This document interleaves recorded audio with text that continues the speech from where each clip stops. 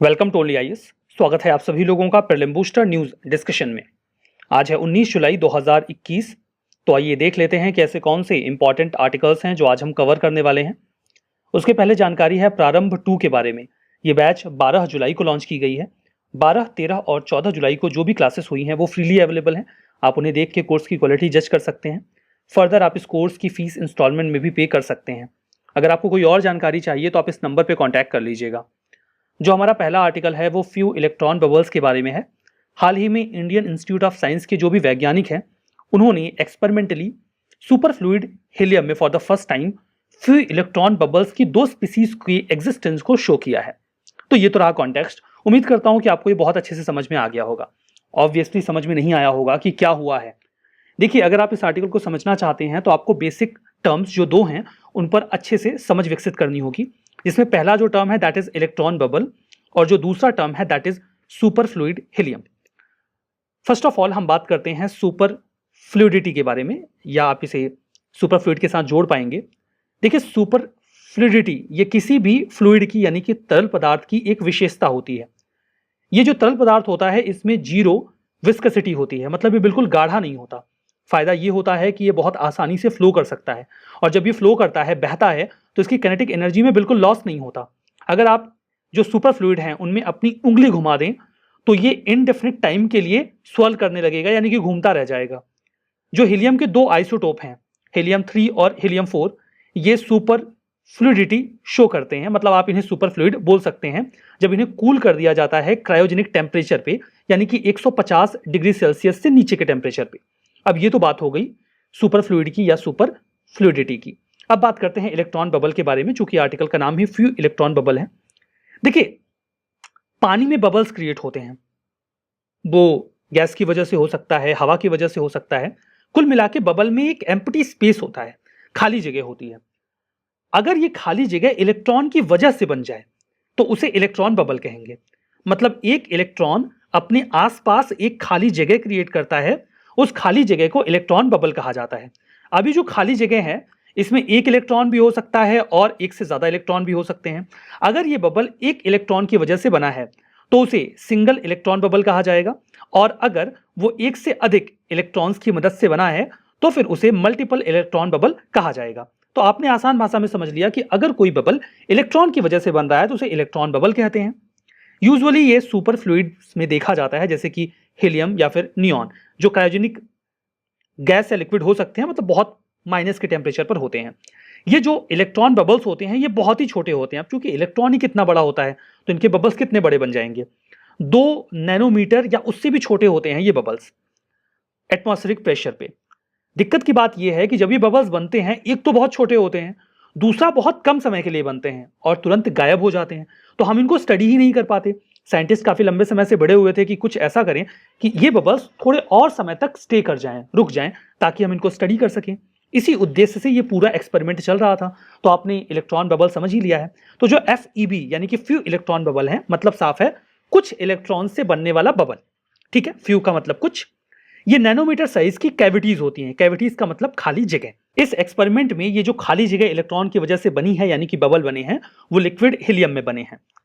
अब देखिए, जब किसी सुपर फ्लूइड में या सुपर फ्लूइड हीलियम में इलेक्ट्रॉन को इंजेक्ट कर दिया जाता है तो वो इलेक्ट्रॉन्स बबल्स क्रिएट करते हैं। ये फ्री इलेक्ट्रॉन्स होते हैं। जब ये बबल बनता है तो ये केवल इलेक्ट्रॉन से बना होता है और वहां पर हीलियम के एटॉम्स नहीं होते हैं। एज आई टोल्ड यू कि अगर सिंगल इलेक्ट्रॉन से बना तो सिंगल इलेक्ट्रॉन बबल, और एक से अधिक इलेक्ट्रॉन से बना तो मल्टीपल इलेक्ट्रॉन बबल। अब यहां पर देखिए, इलेक्ट्रॉन्स कितनी संख्या में है, उनकी क्या स्थिति है और ये आपस में कैसे इंटरैक्ट कर रहे हैं, ये इस बात को डिटरमाइन करता है कि उस मटेरियल की फिजिकल केमिकल प्रॉपर्टीज कैसी होंगी। अब यहां पर जो हमने सुपर फ्लूइड हीलियम में इलेक्ट्रॉन बबल्स क्रिएट किए, ये कैसे किया। सबसे पहले तो हमने टंगस्टन ले लिया। टंगस्टन की टिप पर हमने वोल्टेज पल्स अप्लाई किया। वोल्टेज पल्स मतलब करंट का बर्स्ट अप्लाई किया और उसको हमने इंजेक्ट कर दिया सुपर फ्लूइड हीलियम में या उसके लिक्विड में। उसके बाद हमने प्रेशर वेव्स को जनरेट किया अल्ट्रासोनिक ट्रांसड्यूसर्स की मदद से, आप इन्हें अल्ट्रासोनिक सेंसर कह लीजिए। अब इस पूरी प्रक्रिया में क्रिएट हुए कुछ बबल्स। ये बबल्स उन इलेक्ट्रॉन्स की मदद से बने थे जो हमने वोल्टेज पल्स के जरिए उसमें इंजेक्ट किए थे। दो बबल्स बने, एक बबल 8 इलेक्ट्रॉन से मिलकर बना था और दूसरा बबल 6 इलेक्ट्रॉन से मिलकर बना था। कुछ ऐसा, ये जो बबल है ये 8 इलेक्ट्रॉन्स का है, 6 इलेक्ट्रॉन्स का है। देखिए यहां पर इसका स्ट्रक्चर ये है, 1 2 3 4 5 और ये 6, और ये 8 इलेक्ट्रॉन से मिलकर बना है। आप काउंट कर पाएंगे, ये 8 इलेक्ट्रॉन्स मिलकर एक बबल बना रहे हैं। तो इस तरीके से हमें ये बबल्स बनते हुए दिख गए। सबसे अच्छी बात ये रही कि ये बबल्स लगभग 15 मिलीसेकंड तक स्टेबल रहे, जिसकी वजह से हम इन्हें आसानी से ट्रैप कर पाए और अब हम इन्हें स्टडी कर रहे हैं। अब इतना सब बवाल करने का क्या मतलब था, मतलब क्या फायदा मिला हमें? देखिए सिग्निफिकेंस ये है कि जो फ्यू इलेक्ट्रॉन बबल्स क्रिएट हुए हैं ये साइंटिस्ट को मदद करेंगे कुछ फिनोमेनास को डिसिफर करने में, खोजने में, जैसे कि सुपर फ्लूइड्स या फिर जो विस्कस फ्लूइड्स हैं। As I told you, super fluids viscous fluids का उल्टा है, क्योंकि इनमें जीरो विस्कोसिटी होती है। इनमें टर्बुलेंट फ्लो कैसा होता है, जो लीनियर नहीं होता, जिगजैग फ्लो होता है, वो किस प्रकार का होता है, और जो हीट होती है वो सुपर फ्लूइड हीलियम में कैसे फ्लो करती है, ये हम इससे पता कर पाएंगे। फर्दर ये एक अच्छा मॉडल हमारे लिए हो सकता है जिसकी मदद से हम ये पता कर पाएंगे कि जो सुपर फ्लूइड्स होते हैं उसमें इलेक्ट्रॉन्स कैसे आपस में इंटरैक्ट करते हैं, उनकी क्या स्थिति होती है और वो किसी मटेरियल की प्रॉपर्टी को कैसे प्रभावित करते हैं। ये सारी जानकारी हमें इस एक्सपेरिमेंट से मिल पाएगी। हमारा नेक्स्ट आर्टिकल वक्विटा पोर्पोइजेस के बारे में है। मैक्सिको ने अभी हाल ही में एक डिसीजन लिया जिस पर कई सारे लोगों को निराशा हुई। उसमें यह था कि जो एक जोन था उसे फिशिंग फ्री जोन डिक्लेयर कर दिया गया था, ताकि हम वहां पर जो भी वकीटा पोर्पोइजेस हैं उन्हें बचा सकें। अभी उन्होंने इस फिशिंग फ्री जोन में जो भी रिस्ट्रिक्शन थे उनको लूजन कर दिया है गल्फ ऑफ कैलिफोर्निया में। अब इससे जो वकीटा पोर्पोइज की स्पीसीज है जो लगभग खत्म होने वाली है उस पर खतरा और भी ज्यादा बढ़ जाएगा। यह है गल्फ ऑफ कैलिफोर्निया। ठीक है, गल्फ ऑफ कैलिफोर्निया में ही इस फिशिंग फ्री जोन को बनाया गया था। वकीटा पोर्पोइजेस ये दुनिया का काफी रेयर और छोटा मरीन एनिमल है जो लगभग एक्सटिंक्ट होने वाला है। इसे पांडा ऑफ द सी भी कहा जाता है, बिकॉज आप इसकी आंखों के किनारे ये काले कलर का सर्कल देख सकते हैं जो आपको अक्सर पांडाज में देखने को मिलता है। 1958 में फॉर द फर्स्ट टाइम इन्हें डिस्कवर किया गया था। यूनिक इसलिए है बिकॉज इनकी जो फैमिली है ये ज्यादातर कोल्ड वाटर्स में पाई जाती है, लेकिन इस फैमिली में जो वकीटा पोर्पोइजेस हैं ये वार्म वाटर में मिलते हैं। इनके पीठ पर एक फिन होती है, वो मदद करती है जो भी हीट होती है उसे बाहर करने में। जो नदर्न गल्फ ऑफ कैलिफोर्निया है वहां पर जो सी ऑफ कॉर्टेज है, यहां पर इस जगह को फिशिंग फ्री जोन डिक्लेयर किया गया था ताकि इन्हें बचाया जा सके। ये यूजुअली 50 मीटर जहां पानी हो, स्वेलो वाटर हो, वहां पर पाए जाते हैं। IUCN के स्टेटस में ये क्रिटिकली इंडेंजर्ड हैं। अक्सर इन्हें जो एक दूसरे प्रकार की मछली है टोटोबा, उसे पकड़ने के चक्कर में पोचर्स पकड़ लेते हैं और जान से मार देते हैं। जितने ज्यादा ये हर साल पैदा नहीं होते उतने ज्यादा पोचर्स इन्हें पकड़ के मार देते हैं।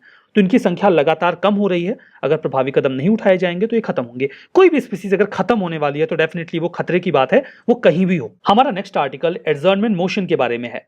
हाल ही में शिरोमणि अकाली दल ने डिसाइड किया है कि वो सरकार के खिलाफ कंट्रोवर्शियल फार्म लॉज के अगेंस्ट में एडजर्नमेंट मोशन लेकर आएंगे। बात करते हैं एडजर्नमेंट मोशन के बारे में। ध्यान दीजिएगा, इन्हें केवल लोकसभा में ही लाया जा सकता है। उद्देश्य क्या होता है कि जितने भी और मामले चल रहे हैं उस दिन उन्हें रोक दिया जाए, और चूंकि यह मामला बहुत ज्यादा अर्जेंट है, पब्लिक इंपॉर्टेंस का है, तो इस पर चर्चा की जाए। इसी उद्देश्य से एडजर्नमेंट मोशन लाया जाता है। अब ये लोकसभा में ही केवल क्यों आता है, राज्यसभा में क्यों नहीं आता? बिकॉज इसमें एलिमेंट ऑफ सेंसर होता है। एलिमेंट ऑफ सेंसर का मतलब क्या है? मतलब ये है कि इसमें गवर्नमेंट का हार्श क्रिटिसिज्म इन्वॉल्व होता है। लाइक अगर फार्म लॉज के अगेंस्ट में ये आ रहा है तो ऑब्वियस सी बात है सरकार को क्रिटिसाइज करेंगे ना। तो जब भी कोई एडजर्नमेंट मोशन आता है तो यूजुअली उसमें सेंसर का एलिमेंट होता ही है, मतलब सरकार को क्रिटिसाइज किया ही जाएगा। तो ये काम तो देखिए लोकसभा में होगा, राज्यसभा में नहीं। इसीलिए एडजर्नमेंट मोशन केवल लोकसभा में ही लाया जा सकता है। ये एक एक्स्ट्रा ऑर्डिनरी डिवाइस है जो हाउस के नॉर्मल बिजनेस को डिसरप्ट कर देता है। इसीलिए इसे लाने के लिए कम से कम 50 मेंबर्स का समर्थन रिक्वायर्ड होता है। अब ये नहीं कि आप एक बहुत बड़े मुद्दे को लेकर आएंगे और आधे घंटे बातचीत करके कहेंगे नहीं अब चलो चलते हैं, ऐसा नहीं होगा। अगर एडजर्नमेंट मोशन आया है किसी मुद्दे के लिए तो उस पर कम से कम 2.5 घंटे का डिस्कशन जरूर से होगा। हालांकि ये नहीं है कि आप किसी भी मुद्दे पर एडजर्नमेंट मोशन लेकर आ जाएंगे। कुछ रिस्ट्रिक्शंस हैं जिनको फॉलो करना होता है। मतलब जो भी मुद्दा एडजर्नमेंट मोशन में लाया जा रहा है वो बिल्कुल सीधा सीधा होना चाहिए, फैक्चुअल होना चाहिए, अर्जेंट होना चाहिए और पब्लिक इंपॉर्टेंस का होना चाहिए। दूसरी बात, एडजर्नमेंट मोशन में सिर्फ एक ही मुद्दे पे बात होगी, ये नहीं कि आप 4-5 मुद्दे समेट के इकट्ठा एडजर्नमेंट मोशन लेकर आएंगे, ये नहीं कर सकते। तीसरा, वो मुद्दा हाल फिलहाल का होना चाहिए, ये नहीं कि 1980 में कुछ हुआ था, 1975 में कुछ हुआ था, आप उस पर एडजर्नमेंट मोशन लेकर आएंगे, वो नहीं होगा। आप प्रिविलेज का क्वेश्चन रेज नहीं कर सकते क्योंकि इसके लिए एक अलग मोशन होता है, आप ये मुद्दा वहीं उठा पाएंगे। किसी भी डिस्कशन, मान लीजिए कि सेम सेशन में वो डिस्कशन चल रहा था, तो आप उस मुद्दे पर एडजर्नमेंट मोशन नहीं ला सकते, बिकॉज उस पर तो बातचीत चली रही है। नेक्स्ट ये है कि कोई भी ऐसा मैटर जो कोर्ट के सामने है, कोर्ट ने उस पर फैसला नहीं दिया है, वो एडजर्नमेंट मोशन में नहीं उठाया जा सकता। और अगली बात यह है कि कोई भी ऐसा मुद्दा जिसके लिए कोई और मोशन बना हुआ है, आप उसे एडजर्नमेंट मोशन में नहीं उठा सकते। ये सारे रिस्ट्रिक्शंस इंपोज किए गए हैं। देखिए, इस संबंध में एक प्रश्न पूछा गया था प्रीलिम्स 2017 में। क्वेश्चन सिंपल सा था कि पार्लियामेंट कौन कौन से टूल्स का इस्तेमाल करके काउंसिल ऑफ मिनिस्टर्स के ऊपर कंट्रोल एक्सरसाइज करती है। एडजर्नमेंट मोशन, क्वेश्चन आवर और सप्लीमेंट्री क्वेश्चन। बताइए कौन सा है सही जवाब। आपने उम्मीदतन जवाब चुन ही लिया होगा और यह है डी। एडजर्नमेंट मोशन में इंपॉर्टेंट मुद्दा लेकर आएंगे, सरकार से सवाल पूछेंगे, क्वेश्चन आवर में तो सवाल पूछते ही हैं, और सप्लीमेंट्री क्वेश्चन में भी क्वेश्चन पूछा जाता है। क्वेश्चन पूछने का मतलब है कंट्रोल एक्सरसाइज करना, ठीक है। हमारा नेक्स्ट आर्टिकल हबल टेलीस्कोप के बारे में है। कुछ गड़बड़ी आ गई है इसमें, तो नासा ने अभी इसे सेफ मोड में डाल दिया है और इसे फिक्स किया जाएगा। जो भी प्रॉब्लम आई है उसे सही किया जाएगा। सेफ मोड का मतलब क्या है, कई बार आप अपने लैपटॉप या कंप्यूटर को भी सेफ मोड पर डाल देते हैं। सेफ मोड पर जाने के बाद वो बहुत ही बेसिक फंक्शन परफॉर्म करता है और ज्यादातर एक्टिविटीज को सस्पेंड कर देता है। इस कंडीशन में आप उसमें कुछ और अगर प्रॉब्लम है तो उसे सही कर सकते हैं। बात करते हैं हबल टेलीस्कोप के बारे में। इस टेलीस्कोप को नासा ने यूरोपियन स्पेस एजेंसी के साथ मिलकर लॉन्च किया था 1990 में। काफी बड़ा टेलीस्कोप है ये। हबल एकमात्र ऐसा टेलीस्कोप है जिसे आज तक डिजाइन किया गया हो। इसे स्पेस में ही एस्ट्रोनॉट्स ठीक कर सकते हैं अगर इसमें कोई गड़बड़ी आ जाए तो देखिए यहां पर ये टेलीस्कोप है, इसे लॉन्च किया गया था 1990 में। इसे नाम दिया गया है एडविन हबी के नाम पर, जो कि एक एस्ट्रोनॉमर थे। इसमें देखिए, जब ये टेलीस्कोप लॉन्च किया गया तो पहले एक थियरी चला करती थी कि यूनिवर्स एक्सपेंड कर रहा है। हबल टेलीस्कोप ने 1990 में लॉन्च होने के बाद इस थियरी को सही साबित किया कि हाँ, सच में जो स्पेस है वो एक्सपेंड हो रहा है। जो हबल है वो धरती से 340 मील की ऊंचाई पर है, जो कि इंटरनेशनल स्पेस स्टेशन से थोड़ा ही ऊंचा है। ये एक बस के साइज का है, 13.3 मीटर ये लंबा है और लगभग 14 फीट 4.3 मीटर चौड़ा है। ये बहुत ही एक्यूरेसी के साथ इमेजेस कैप्चर करने में कैपेबल है। ये देखिए, विजिबल यूनिवर्स जो है उसके बाहर जो फ्रंटियर्स हैं उनमें भी जांच पड़ताल करता रहता है। डीप इनटू द स्पेस अपनी ये स्पेसिफिक कैमरास के माध्यम से जानकारी इकट्ठा करता है और हम तक भेज देता है। ये ऑप्टिकल स्पेक्ट्रम में इंफ्रारेड से लेकर अल्ट्रा वायलेट तक की जो भी रेज हैं उन्हें डिटेक्ट करने में कैपेबल है। ये है विजिबल लाइट का पूरा एरिया। इनफैक्ट हम बात कर रहे हैं ऑप्टिकल स्पेक्ट्रम की, तो ऑप्टिकल स्पेक्ट्रम में ये विजिबल लाइट का रीजन है, ये है अल्ट्रावायलेट का और ये है इंफ्रारेड का। तो इस रेंज में जो भी रेज होती हैं ये उन्हें डिटेक्ट कर पाता है और इस संबंध में हमें जानकारी दे पाता है। ये लगभग 95 मिनट्स में धरती का एक चक्कर लगा लेता है, ऑर्बिट पूरा कर लेता है। इसने कुछ बहुत ही सिग्निफिकेंट डिस्कवरीज की हैं पास्ट में, जैसे कि प्लूटो के मून्स के बारे में हमें जानकारी दी। इसने कई सारे ब्लैक होल्स के एग्जिस्टेंस के बारे में हमें जानकारी पहुंचाई। स्टार्स का कैसे जन्म होता है उसको भी इसने डिटेक्ट किया, जो टर्बुलेंट क्लाउड्स थे गैसेस के, डस्ट के, उनके जरिए। हबल टेलीस्कोप ने 6 गैलेक्सीज जब आपस में मर्ज हो रही थी तो उन्हें भी ऑब्जर्व किया था। और सबसे लेटेस्ट 11 फरवरी 2021 को हबल टेलीस्कोप ने कुछ ब्लैक होल्स के छोटे कॉन्सेंट्रेशन के बारे में भी हमें जानकारी दी। तो लगातार ये एक से बढ़कर एक जानकारियां हमें दे रहा है। हमारा नेक्स्ट आर्टिकल गेको स्पीसीज के बारे में है। उड़ीसा के फॉरेस्ट ऑफिशियल ने अभी अनाउंस किया है, जो एक newly discovered tiny gecko species है जीनस हेमीफाइलोडैक्टाइलस के, उसके बारे में कि उसे कैसे प्रिजर्व किया जा रहा है। ये जो स्पीसीज है इसे फॉर द फर्स्ट टाइम 2014 में उड़ीसा के गंजम डिस्ट्रिक्ट में स्पॉट किया गया था। उसी से इसे नाम दे दिया गया गंजम स्लेंडर गेको। ये हेमीफाइलोडैक्टाइलस फैमिली से बिलोंग करता है। उस फैमिली का ये सबसे छोटा गेको है, ठीक है। गेको क्या होता है, ये रेप्टाइल्स होते हैं। रेप्टाइल्स देखिए दुनिया में हर जगह पाए जाते हैं, अंटार्कटिका को छोड़ के। कलरफुल लिजार्ड्स होती हैं ये, जो रेन फॉरेस्ट से लेकर डेजर्ट और कोल्ड माउंटेन स्लोप्स तक पाई जाती हैं। यूजुअली जो गेकोज होते हैं वो नॉक्टर्नल होते हैं, रात में ही अपनी एक्टिविटीज करते हैं। कई बार ये दिन में इंसेक्ट्स, फ्रूट एंड फ्लावर्स के जो नेक्टर्स हैं उन पर डिपेंड करते हैं, अगर ये दिन में एक्टिव है तो। हमारा next article MH-60R multi role helicopters के बारे में है। इंडियन नेवी ने अभी एक्सेप्ट किया है MH-60R मल्टी रोल हेलीकॉप्टर्स को यूएस की नेवी से एक सेरेमनी में, जो वहां पर सैन डियागो में नेवल एयर स्टेशन है नॉर्थ आइलैंड का, वहीं पर यह सेरेमनी हो रही थी। MH-60R हेलीकॉप्टर जो है ये ऑल वेदर हेलीकॉप्टर्स हैं, किसी भी मौसम में इन्हें ऑपरेट किया जा सकता है।